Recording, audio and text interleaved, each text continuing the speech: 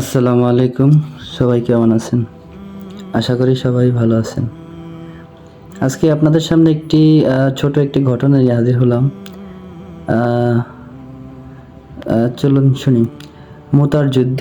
মুতার যুদ্ধের নাম হয়তো বা সবাই শুনেছেন।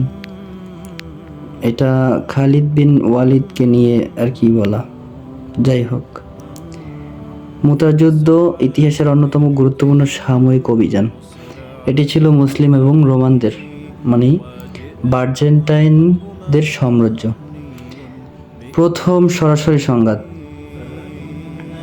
রাসূলুল্লাহ সাল্লাল্লাহু আলাইহি ওয়াসাল্লাম হারিস ইবনে উমাইর রাদিয়াল্লাহু তাআলা আনহুকে একটি পত্র দিয়ে বসরার গভর্নরের কাছে পাঠিয়েছিলেন, কিন্তু পথিমধ্যে সুরাহবিল ইবনে আমর আল গাসসানি মানে রোমানদের অনুগত শাসক তাকে নির্মমভাবে হত্যা করেন।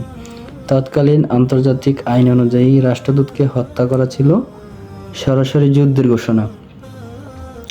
এরই পরিপ্রেক্ষিতে রাসূলুল্লাহ সাল্লাল্লাহু আলাইহি ওয়াসাল্লাম ৩,০০০ সৈন্যের একটি বাহিনী পাঠান। রাসূলুল্লাহ সাল্লাল্লাহু আলাইহি ওয়াসাল্লাম এই যুদ্ধের জন্য ৩ জন সেনাপতিকে পর্যায়ক্রমে নিযুক্ত করেন আর কি।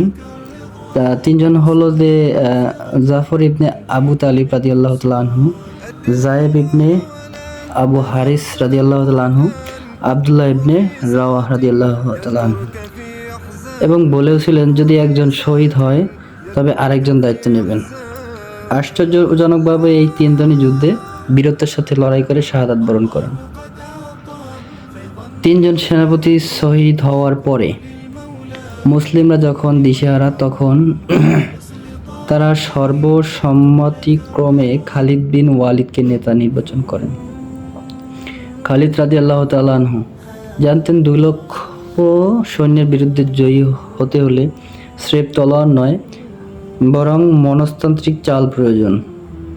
তিনি রাতের বেলা ডানের সৈন্যদের বামে আর বামের সৈন্যদের ডানে বদল করেন। এছাড়াও পেছনের একটি দলকে নির্দেশ দেন ভোরে ঘোড়া ছুটিয়ে ধুলোবালি উড়িয়ে আসতে। সকালে রোমানরা যখন নতুন নতুন মুখ দেখল এবং ধুলোবালি উড়তে দেখল, তারা নিশ্চিত বিশ্বাস করলো যে মুসলিমদের বড় কোনো সাহায্য পৌঁছে গেছে।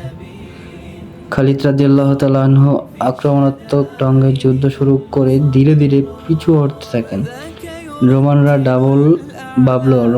রোমানরা ভাবলো এটি একটি ফাঁদ, মরুভূমির ভেতরে গেলে তারা ধ্বংস হয়ে যাবে। তাই তারা দাওয়া করার সাহস করেনি। তারপরে তারা বিনা যুদ্ধে জিতে গেলেন। তবে এই যুদ্ধ থেকে আমরা একটা জিনিস শিখি যে সবসময় শক্তি দিয়ে নয়, বুদ্ধি দিয়ে অনেক সময় জিতা যায়। তার একটি উদাহরণ হলো এই মুতার যুদ্ধ। এই কৌশল অবলম্বন করে খালিদ রাদিয়াল্লাহু তাআলা আনহু অত্যন্ত সুশৃঙ্খলভাবে মুসলিম বাহিনীকে মদিনায় ফিরিয়ে আনেন। যদিও এটি প্রথাগত বিজয় ছিল না, কিন্তু ৩,০০০ সৈন্য নিয়ে ২,০০,০০০ সৈন্যের বহু ভেদ করে ফিরে আসা ছিল এক অভাবনীয় সামরিক সাফল্য, যেটা সবাই করতে পারে না। তো ভালো থাকবেন সবাই। পরবর্তী কোনো ঘটনা নিয়ে আপনাদের সামনে উপস্থিত হব। আল্লাহ হাফেজ। আসসালামু আলাইকুম।